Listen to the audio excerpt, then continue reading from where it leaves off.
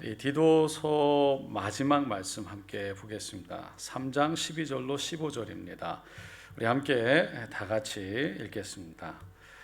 내가 아데마나 두기고를 내게 보내리니 그때에 내가 급히 니고볼리로 내가 거기서 겨울을 지내기로 작정하였노라. 율법 교사나 세나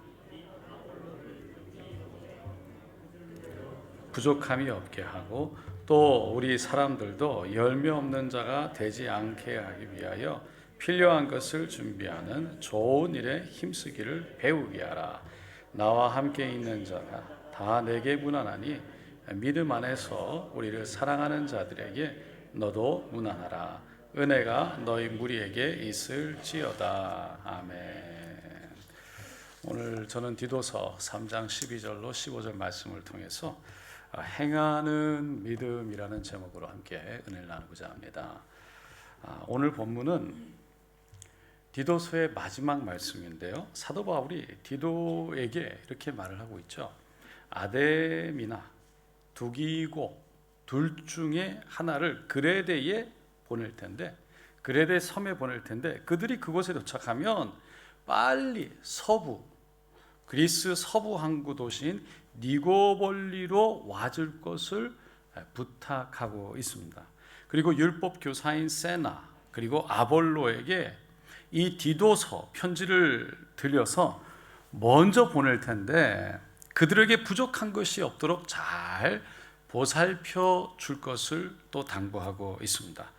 그러면서 오늘 본문 말씀의 핵심인 14절에 이렇게 말합니다.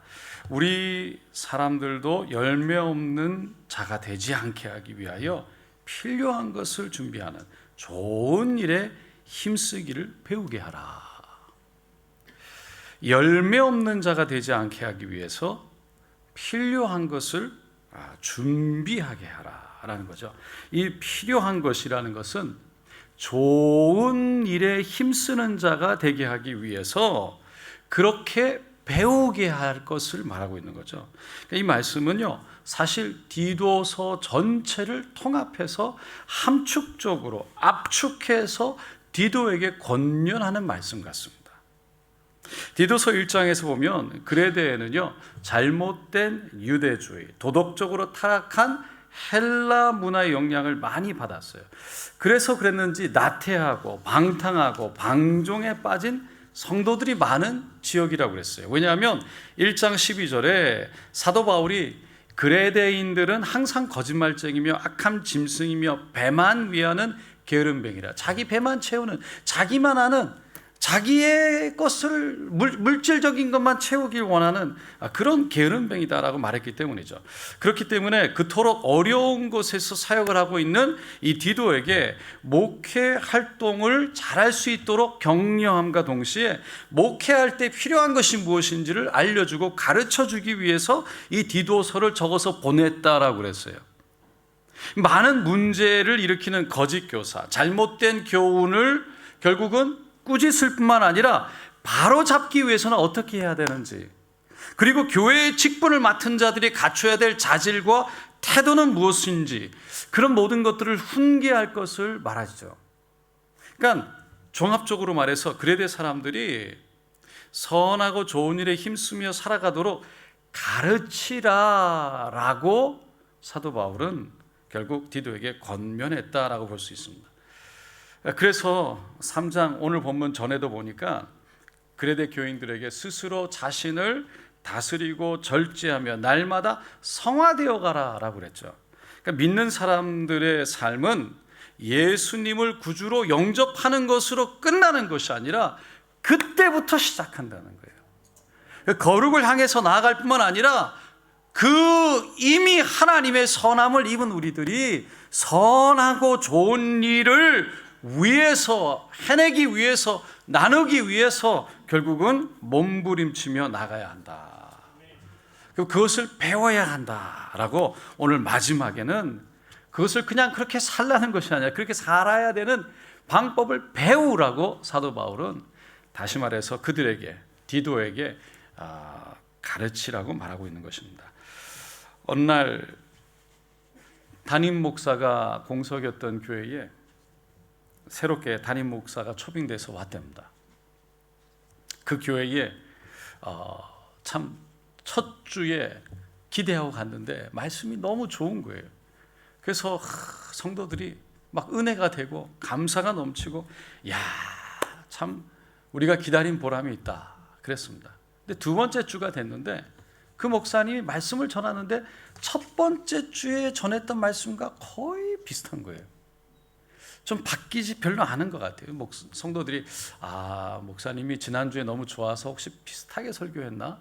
목사님이 좀 실수하셨나? 뭐 그럴 수도 있지. 그러고는 넘어갔답니다. 근데 세 번째 주가 됐는데 목사님이 첫 번째 주, 두 번째 주 했던 설교를 거의 비슷하게 같은 주제로 하는 겁니다. 성도들이 그때부터 큰일 났다. 우리 목사님 잘못 모셨다. 목사님 설교 레파토리 하나밖에 없다. 걱정이 되기 시작하는 거예요. 그래서 어느 날 재직회가 끝나고 용기 있는 성도가 목사님에게 찾아간 거예요. 목사님, 언제쯤 새로운 설교를 하시겠습니까? 맨날 똑같은 설교만 하시면 저희들이 은혜가 되겠습니까? 그랬더니 목사님이요, 네, 지난주 말씀을 정말 여러분 삶 가운데 적용하는 것을 보고 나서야 새로운 설교를 하겠습니다. 그랬다는 거예요. 여러분, 요즘에는요, 말씀이 인터넷에 틀기만 하면 새로운 설교들이 쏟아져 나오죠. 좋은 설교들이 너무나 많습니다. 언제 어디서든지 그냥 단추만 누르면, 전화기만 키면 말씀들이 쏟아져 나와요. 말씀이 많은 게 나쁜 게 아닙니다. 문제는 뭐냐면 말씀을 듣고 우리 마음속에 그 말씀을 실천하고자 하는 그 마음의 소망이 아니면 소원이 점점 둔감해지고 있지는 않느냐는 것이죠. 너무 많으니까. 기독교를 말씀의 종교다라고 말합니다. 그거는요, 그 어떤 말씀을 듣느냐, 말씀이 중요하다라고 말하는 것이면서도 그 말씀을 들은 것을 실천해내는 것은 더욱 중요하다라는 것을 또한 의미하는 겁니다. 왜냐하면 말씀 듣는 것을 그냥 듣는 것으로 끝나는 것이 아니라 그것을 뛰어넘어서 우리의 삶에 적용할 때 그 말씀이 살아서 역사하여 우리 삶 속에 진정한 축복으로 다가오기 때문인 것입니다. 어떤 분이 죽어서 천국을 갔대요. 그 천국의 문을 열고 들어갔는데 저 멀리 이렇게 줄이 이렇게 쭉쭉 거져 있는 거예요. 꼭 빨랫줄 같이. 근데 그 위에 이렇게 집게들이 절절절절 이렇게 모여 있는 겁니다. 뭔가, 그리고 가서 보니까 주둥아리만 그 빨랫집게에 걸려 있는 거예요. 걸려 있는 거예요. 너무 놀라서 천사에게 물어봤대요. 왜 이렇게 주둥아리만 걸려 있나고. 그랬더니 사람들이 맨날 말만 하고 행동이 없는데 그 입 주둥아리만 구원받아서 천국에 할렐루야. 행동이 없어서 주둥아리만 천국에 와 있다라. 우스갯소리긴 한데요, 정신이 번쩍 들어야 하는 말이죠. 세상 사람들도 가만히 보면 사실은요, 실천하는 사람들을 굉장히 존중하고 존경하는 것 같아요. 오래전에 법정 스님이 돌아가셨죠. 많은 사람들이 존경했습니다. 근데 저는 그냥 법정 스님 잘 모르니까 누군지, 좋은 글을 쓰시는 분, 기독교인들 중에서도 그분이 쓴 시라든지 이런 것들을 즐겨 읽는 분들이 있어요. 근데 중요한 것은 그분이 돌아가셨을 때 온 나라가 떠들썩했다는 거예요. 그리고 그분에 대한 추모 열기가 대단했대요. 저는 그냥 좋은 글 쓰는 사람 정도로만 생각했는데 그래서 그분에 대해서 좀 알아봤더니 왜 이렇게 법정 스님에 대해서 사람들이 존경하는가? 결국은 하나더라고요. 그분은 자신이 평소에 실천하는 사람이었다. 말한 것을 실천하려고 했던 사람이었다는 거예요. 그러니까 우리식으로 말하면 행함이 있는 믿음을 가진 분이었다, 이렇게 말할 수 있겠죠. 제가 이 실천에 대해서 가만히 생각하다가 재밌는 것은 우리 믿는 사람들만 실천을 귀하게 생각하는 것이 아니라 믿지 않는 세상 사람들도 실천하는 사람을 보면 존중하고 존경한다는 것이죠. 그러니까 우리가 믿는 사람들이 정말 귀하게 생각해야 될 건 말씀을 많이 듣고 아는 것뿐만 아니라 그 말씀을 행함이 있는 믿음으로 키워가는 것이 중요하다는 것이죠. 그래서 오늘날 기독교가, 교회가 세상 사람들에게 많이 지탄의 대상이 되고 있는데, 그것은 어떻게 보면 말은 많이 있는데 신뢰가 떨어진 거죠. 결국은 행함이 없는 것이죠. 물론 가만히 보면 정말 잘하는 분들이 너무나 많죠. 기독교에서 정말 선하게 많은 일들을 하고 있는데 그런 분들은 드러나지 않는 거죠. 그런데 실수하고 넘어진 분들의 이야기가 미디어를 통해서 너무 많이 나오다 보니까 결국은 우리가 말씀으로 선함과 거룩함을 말하고 있지만 행함이 없어 보이는 그 이유 때문에 신뢰가 떨어져서 기독교가 손가락질을 받는 것이죠. 여러분, 우리가 다시 한번 오늘 간절히 우리가 소망하는 건 행함이 있는 믿음 되기를 간절히 소망하기를 원합니다. 이 행함이 있는 믿음에 대해서 가만히 묵상하다가 어떻게 하면 행함이 있는 믿음이 될까? 물론 우리가 결단하고 나가는 것이 중요한데, 그렇게 믿음으로 행하기 위해서는 우리 안에 진정한 믿음이, 깊은 믿음이, 그 말씀에 대한 믿음이 있어야 된다라는 생각이 들었어요. 그래서 마태복음 13장 말씀, 씨앗이 땅에 떨어졌는데 그 떨어진 땅에 결국은 그 땅의 상태에 따라서 열매가 맺히는 게 다르다는 것이죠. 그러니까 열매는 결국은 우리의 삶 속에 실제로 행함이 있는 믿음으로 드러나는 것을 말하는 거죠. 마태복음 13장 1절로 9절에 보니까 같이 한번 읽어보죠. 읽어보고 제가 다시 말씀드릴게요. 한번 읽어보겠습니다. 그날 예수께서 집에서 나가사 바닷가에 앉으심에 큰 무리가 그들로 모여들거늘 예수께서 배에 올라가 앉으시고 온 무리는 해변에 서 있더니 예수께서 비유로 여러 가지를 그들에게 말씀하여 이르시되 씨를 뿌리는 자가 뿌리러 나가서 뿌릴새 더러는 길가에 떨어지매 새들이 와서 먹어버렸고 더러는 흙이 얕은 돌밭에 떨어지매 흙이 깊지 아니하므로 곧 싹이 나오나 해가 돋은 후에 타서 뿌리가 없으므로 말랐고 더러는 가시떨기 위에 떨어지매 가시가 자라서 기운을 막았고 더러는 좋은 땅에 떨어지매 어떤 것은 100배 어떤 것은 60배 어떤 것은 30배 결실을 하였느니라. 귀 있는 자는 들으라 하시니라. 예수님이 바닷가에 가셨을 때 사람들이 큰 무리가 모인 거죠. 그 앞에 예수님이 배에 올라가서 해변에 있는 사람들에게 말했다는 거예요. 사람들에게 네 가지 마음이 있다는 거예요. 그리고 그 마음에 씨가 뿌려졌는데 떨어졌는데 그 마음의 상태, 밭에 따라서 열매가 맺히고 안 맺히고 결정된다는 거예요. 첫 번째가 길가 같은 마음이라고 그랬죠. 그럼 말씀이 떨어지지만, 씨앗이 떨어지지만, 그러니까 뿌리가 없으니까 결국은 사단이 와서, 새가 와서 채가버리는 거죠. 뺏어가는 거예요. 먹어버리는 겁니다. 그러니까 뿌리가 없으니까, 뿌리가 내리지 못하니까 결국은 자라지도 못하고 열매도 맺지 못하는 거죠. 이런 마음은요, 너무 정말 길가와 같은 딱딱한 마음인 거죠. 말씀이 들어갈 데가 없는 마음이에요. 너무 자아가 강해서 말씀을 말씀이 와도 말씀이 튕겨나가요. 왜? 말씀이 관심이 없어요. 인본주의적인 생각, 이성적인 생각 가득 차 있기 때문에 믿음을 받아들이는 것이 너무 어려운 거죠. 죄에 대해서 말씀이 지적하고 말씀이 우리를 찌르고 양심을 찌르는데 이 죄에 대해서 무감각합니다. 자기 자신을 돌아볼 마음이 없는 거예요.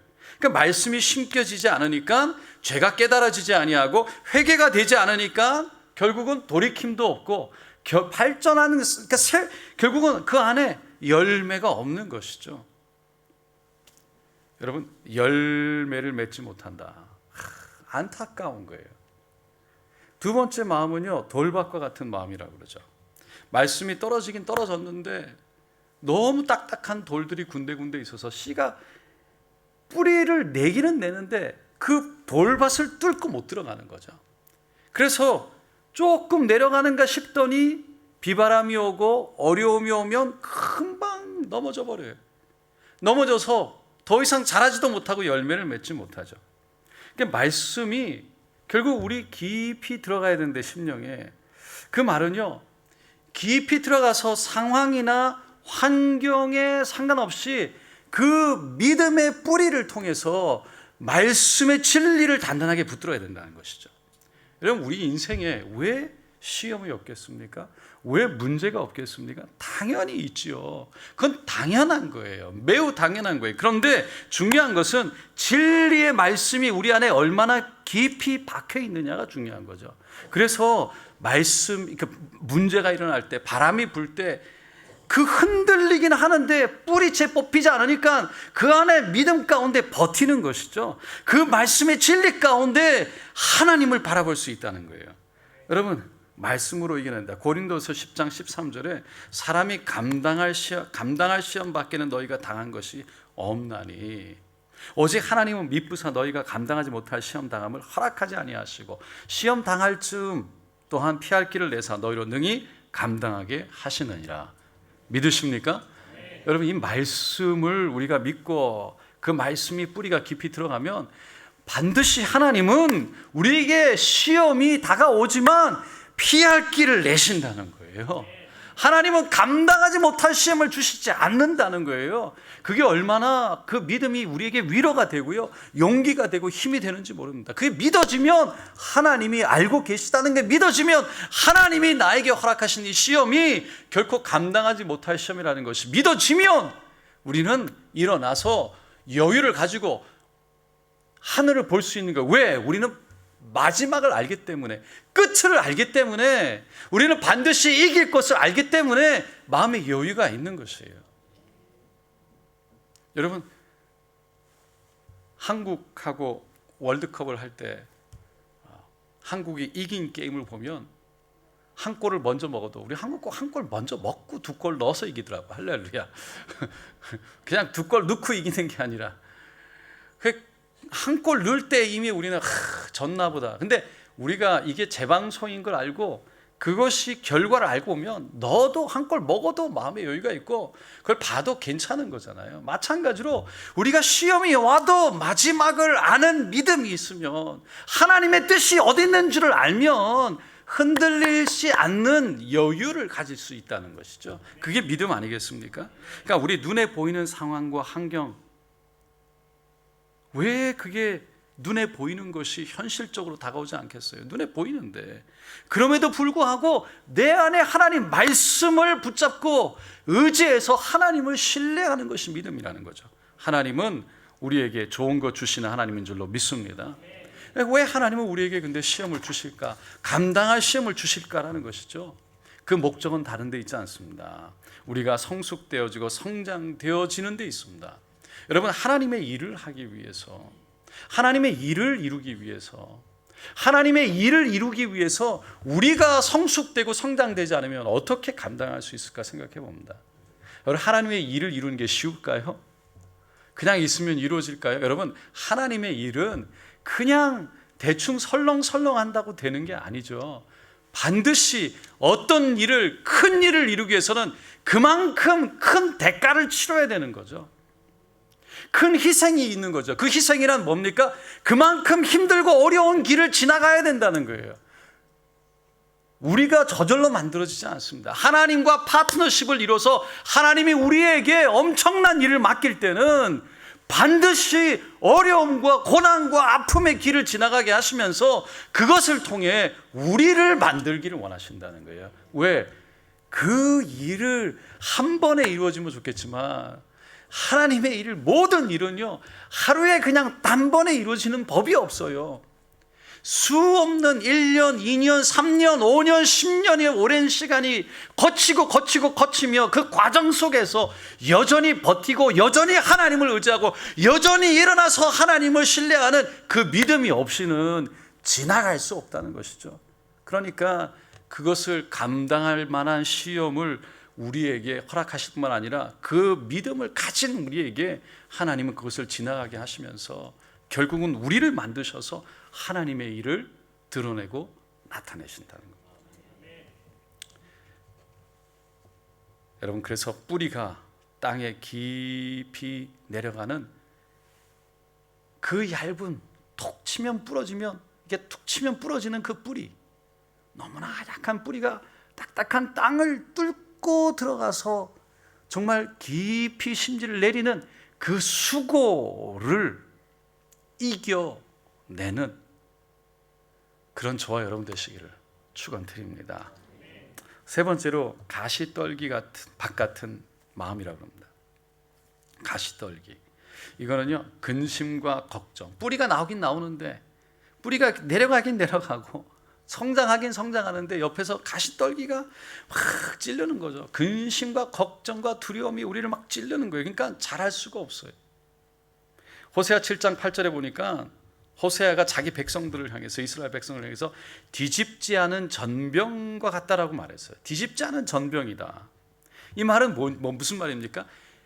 그냥 뒤집지 않고, 여러분, 이 누룽붙지 않은 빵을 이렇게 구우면 어떻게 될까요? 결국은 타버리잖아요. 밑에는 타는 거예요. 위에는 설익는 거예요. 먹을 수가 없는 거죠. 그렇다는 거예요. 그러니까 말씀을 받을 때는 뜨거운 것 같은데, 할렐루야, 그래서 얼른 뒤집어서 다른 면을 익혀야 되는데, 여기가 좋사오니 타버리는 거죠. 여기가 좋사오니 그냥 그 자리에 있으니까 타버리는 거예요. 여러분, 우리가 이제 나중에 이제 우리가 가야 될 방향을 생각하는데, 지금 우리가 40일 기도하고 올해 우리가 하나님이 주신 은혜와, 그리고 우리가 금요일날 기도하면서 하나님의 임재를 경험하고 사모하고 그 안에 들어가서 변화를 받고 너무 좋은 거예요. 여러분, 하나님의 임재만큼 그 경험하고 하나님의 그 평강, 하나님의 은혜를 부어주신 가운데 그 하나님의 평안을 누리기 시작하면요 너무 좋은 거예요. 그래서 아이홉이라는 교회는, 미국에 사람들이, 성도들이요, 그 교회는요 다 일 갔다가 와서 1시간에서 3시간씩 교회 와서 그냥 24시간 찬양이 있으니까 갔다가 와서 기도하다가 또 가고, 낮에 또 애들 데리고 와서 그냥 앉아가지고 애들하고 애들 놀고, 학생들은 와가지고 거기서 공부하면서 기도하고, 그냥 24시간 기도하는 거예요. 근데 와서 너무 좋은 거예요. 근데 그게 몇 년이 가다 보니까 문제가 생긴 거예요. 뭐냐면 하나님의 임재가 너무 좋아서 그냥 맨날 교회에 와서 사는 거예요. 교회에 와서 기도만 하는 거예요. 그 하나님 임재가 너무 좋으니까 그냥 하나님 사랑해요 그러고 그냥 앉아서만 있는 거예요. 그래서 제가 그때 갔을 때 뭘 했냐면, YM이라고, 여러분 아시죠? YM하고 같이 선교 컨퍼런스를 하더라고요. 그러면서 거기에 있는 목사님에게 물어봤더니 너무 하나님 좋사오니 그러고 있어서 앉아가지고 일어나서 나가지를 않는데요. 움직이지를 않는다는 거예요. 우리가 하나님의 은혜를 받고 하나님 좋아요 하면 그때부터 일어나서 나가야 되는데, 전도해야 되는데, 선교해야 되는데, 하나님의 사역을 감당해야 되는데, 다들 하나님만 좋다고 있다는 거죠. 여러분, 뿌리가 깊이 내려가는 것은 좋은데, 여러분 그 자리에 여기가 있사오니 너무 좋은데 때가 되면 뒤집어야 될 줄로 믿습니다. 그러니까 우리가 가야 될 방향이에요. 그게 지금 앞에 이제 가다 보면 하나님께서 인도하실 거예요. 어쨌든 여러분, 우리가 살아가다 보면 뿌리 이렇게 성장하는 줄기가 일어나다 보면 왜 삶이 문제라는 게 걱정과 근심으로 다가오잖아요. 두려움으로 다가오는 거예요. 안 되면 어떡하지? 이거 했다가 넘어지면 어떡하지? 걱정과 근심이 들어오는 거죠. 근데 그때에 우리의 마음속에 정말 말씀을 통해서 두려움이 아니라 결국은 하나님께서 우리를 통해 일하고자 하시는 그 약속의 말씀들을 통해 다 우리를 지키고 보호하는 게 중요한 거예요. 우리의 생각을 지키고 보호하는 게 중요한 거예요. 제가 말씀을 묵상하다 이런 생각이 들었어요. 그 믿음이라는 것이 들어와서, 말씀이 들어와서 믿음을 세우는 것이 중요한데, 내 마음의 태도에 따라서 결국은 아무리 말씀이 들어와도 그 말씀이 내 안에 믿음으로 되게 하고 안 되고 하고가 결정이 된다는 것인데, 그 태도가 뭐냐면 습관적 태도예요. 긍정적인 태도냐 부정적인 태도냐.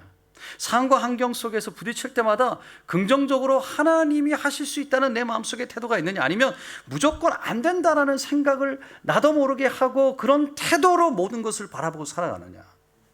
아무리 말씀을 들어도 그 말씀을 긍정적으로 받아들이는 태도가 아니라 늘 그 말씀 속에 그래도 아님 그래도요 라는 어떤 부정적인 태도를 갖고 습관적으로 가지게 되면요, 아무리 말씀이 들어와도 그것을 있는 그대로 받아들이지 못하는 것이죠. 그러면 말씀이 우리 안에 믿음으로 들어오지 못하면, 뿌리 내리지 못하면 아무리 많이 말씀을 들어도 진정으로 그 말씀이 우리에게 믿음이 되지 못하는 거예요. 그래서 진정으로 우리가 어떤 마음의 태도를 갖고 있느냐, 말씀에 대해 진짜 긍정적인 마음의 태도냐, 아니면 뭘 들어도 늘 부정적으로 이거는요 저거는요 늘 자꾸만 부정적인 생각으로 말씀을 대하느냐. 심리학자들이 우리가 살면서 걱정하는 게 참 많은데 그 중에 걱정한다고 도움이 되는 것은 2%밖에 없대요. 98%는 걱정해도 도움이 안 된다는 겁니다. 그 중에 98%도 40%는 절대로 일어나지 않을 일에 대해서 걱정한대요. 하늘이 무너지면 어떡해? 무너질 수 있나? 저 산을 보면서 막 바다를 보면서 여기도 물론 여기도 이렇게 막 해일이 오고 쓰나미가 오면 35%는 걱정한다고 절대로 바꿀 수 없는 걸 걱정한다는 거예요. 결혼하기 전에 내 키가 할렐루야 절대로 바꿀 수 없는 거를 걱정하고, 나를 좋아하는 사람이 있을까 없을까. 15% 정도는 걱정했던 것보다 훨씬 더 잘 될 것에 대한 걱정 해서, 더 잘 돼서 일이 많아지면 어떡할까, 더 잘 돼서 사람이 없는데 어떡하지, 그 잘 될 것에 대한 걱정. 8%는 너무 하찮은 전혀 문제가 작아서 너무 문제가 되지 않을 것을 놓고 걱정한다는 거예요. 12학년 아이들이 시험을 보고 나서 HS 때 걱정하는 거죠. 이 과를 갈까 저 과를 갈까.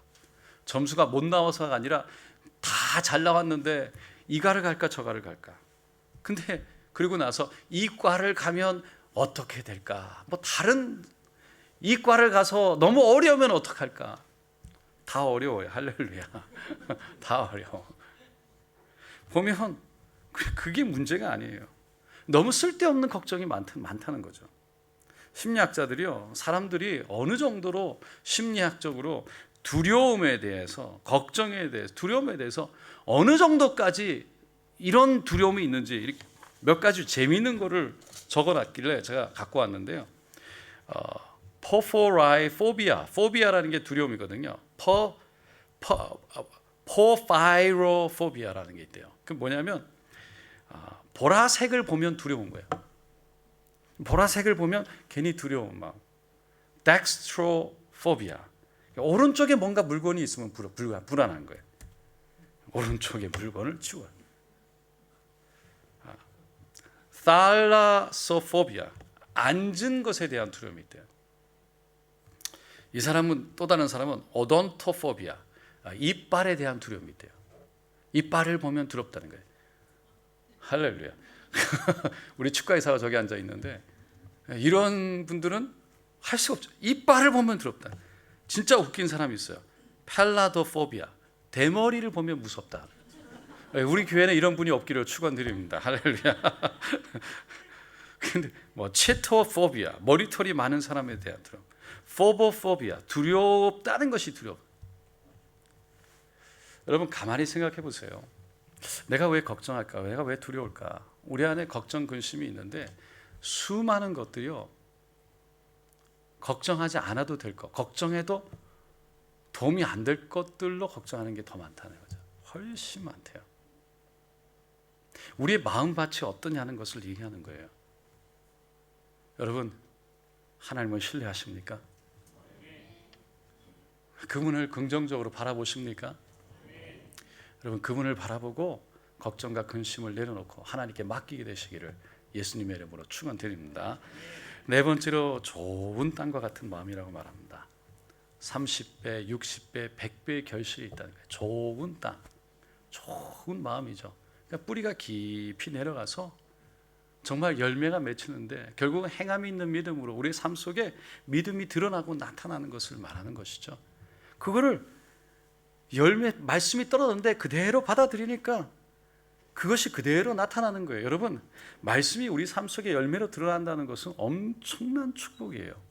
요한복음 1장에 말씀을 예수라고 말하고 있잖아요. 예수님이, 말씀이신 예수님이 이 땅에 오셨다는 거예요. 예수님이 우리 삶 속에서 드러나고 나타나면 놀라운 축복인 줄로 믿습니다. 왜? 예수님은 우리의 모든 것을 아신 거예요. 예수님은 우리를 가장 좋은 것으로 인도하기를 원하신, 그분이 우리의 삶 속에, 내 마음에 그분이 임재하고 계시면 그분이 우리를 이끌어 가실 것이기 때문인 것입니다. 여러분, 우리가 삶 속에 왜 걱정이 찾아오지 않겠습니까? 걱정이 없는 게 아닙니다. 걱정이 사라지는 건 아닙니다. 늘 걱정이 있습니다. 사람은 걱정하게 되어 있어요. 두렵게 되어 있어요. 그게 이상한 게 아니에요. 그게 잘못된 게 아니에요, 사실은. 그런데 그때 거기에 파묻혀서 그것만 보이는 게 문제죠. 그 안에 갇히는 게 문제예요. 우리는 그것을 뚫고 일어나서 진리의 말씀 가운데 하나님을 바라보는 믿음의 사람인 줄로 믿습니다. 사단은 늘 거짓말로 두려움 속에 빠져 우리가 스스로 아무것도 못하게 하는 것이죠. 두려우면요, 그 자리에 그냥 쭈그러드는 거예요. 아무것도 하지 못해요.